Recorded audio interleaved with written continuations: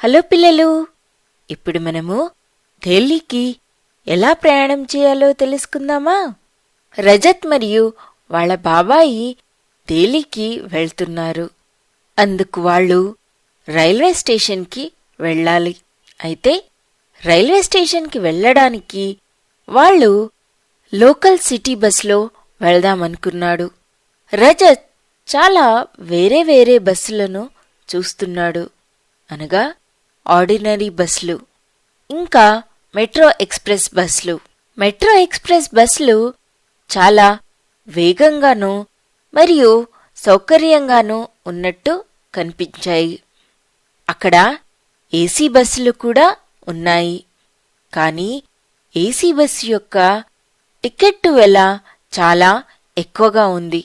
అందుకే వాళ్ళు ఎక్స్ప్రెస్ బస్ను ఎంచుకున్నారు.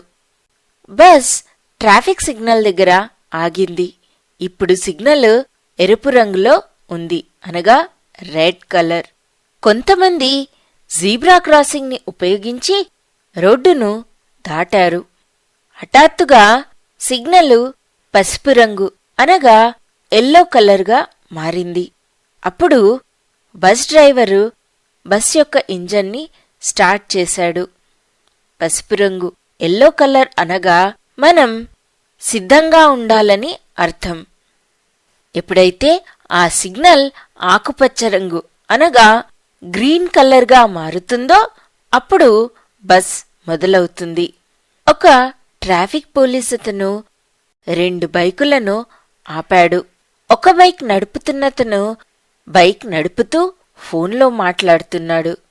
ఇప్పుడు బైక్ నడిపేటప్పుడు మనము రోడ్డుపైన చూస్తూ ఉండాలి, లేదంటే ప్రమాదాలు జరిగే అవకాశముంది. మరియు ఇంకో బైక్ పైన 3 ప్రయాణిస్తున్నారు. అది మనకున్న చట్టానికి విరుద్ధము. ఒక బైక్ పైన కేవలము 2 వ్యక్తులు మాత్రమే వెళ్ళాలి. అందుకు ట్రాఫిక్ పోలీస్ అతను వాళ్ళిద్దరికీ జరిమానా వేశాడు. కొంతమంది బస్సులో ప్రయాణం చేసేటప్పుడు టికెట్టు కొనుక్కోవటం లేదు.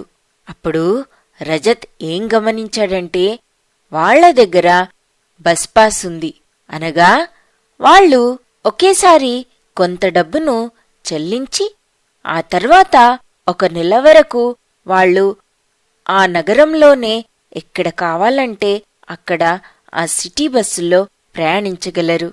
ఎవరైతే చాలా ఎక్కువగా బస్సులలో ప్రయాణం చేస్తారో అలాంటి వాళ్లకు ఇది చాలా ఉపయోగపడుతుంది. ఇది చాలా డబ్బును మరియు సమయాన్ని మిగుల్స్తుంది.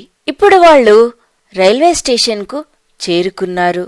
ఇప్పుడు వాళ్ళు ఏ ట్రైన్ అయితే ఎక్కాలో ఆ ట్రైను ప్లాట్ఫామ్ నంబర్ 6 పైన వస్తుంది. ఇప్పుడు వాళ్ళు వారి యొక్క కోచ్ నంబర్ మరియు సీట్ నంబర్ను టికెట్లో చూసుకున్నారు. కొద్ది నిమిషాల తర్వాత ట్రైన్ మొదలైంది.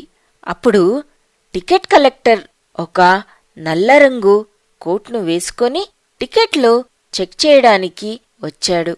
ఆ ట్రైనులో చిన్న వంటగది కూడా ఉంది. అక్కడ ఆహారాన్ని తయారు చేస్తారు. చాలామంది అక్కడ భోజనాన్ని తీసుకుంటారు. ఉదాహరణకు శాకాహార భోజనము, అనగా అన్నము, చపాతీ, కర్రీ, పప్పు మొదలైనవి. చాలామంది పళ్ళు, సమోసాలు ఇవన్నీ కూడా ఆ స్టేషన్లో కొనుక్కుంటారు. హఠాత్తుగా ట్రైను ఆగిపోయింది. ఎందుకో తెలుసా? ఎందుకంటే అక్కడ సిగ్నల్ ఎరుపు రంగులో ఉంది. ట్రైన్ కూడా సిగ్నల్ నియమాలను పాటించాలి. ట్రైన్లో శౌచాలయం కూడా ఉంది. ప్రతి కోచ్కు ఒక శౌచాలయం ఉంటుంది. చాలామంది దాన్ని ఉపయోగిస్తారు. మనమెప్పుడూ దాన్ని శుభ్రంగా ఉంచాలి. ఎందుకంటే ఎవరికి కూడా మురికిగా ఉంటే ఇష్టం ఉండదు. మనము ట్రైన్లో ఉమ్మకూడదు. ట్రైన్ని శుభ్రంగా ఉంచుకోవాలి. ఎందుకంటే ఆ ట్రైన్ కూడా ఇప్పుడు మనకు మన ఇల్లు లాంటిదే. ఎందుకంటే ఇప్పుడు మనము 1.5 రోజు దానిలో ప్రయాణం చేస్తున్నాము కాబట్టి. హైదరాబాద్ నుండి ఢిల్లీకి వెళ్ళడానికి మనకు 1.5 రోజు పడుతుంది. ఇది చాలా పొడవైన ప్రయాణము. రజత్ వాళ్ళ బాబాయి రజత్కు ఏమని చెప్పాడంటే, ఈ విమానాలుంటాయే అవి చాలా దూరాలను కొద్ది గంటల్లోనే పూర్తి చేయగలుగుతాయి. వావ్, ఎంత బావుంటుంది కదా. కానీ ఈ విమానాల యొక్క ఖర్చు ఉంటుందే, అది చాలా ఎక్కువగా ఉంటుంది. మనము హైదరాబాద్ నుండి ఢిల్లీకి ప్రయాణం చేయడానికి ఒక్క వ్యక్తికి 5,000 రూపాయల వరకు ఉంటుంది. ఇప్పటికీ ఇంతే. బాయ్ బాయ్ పిల్లలు.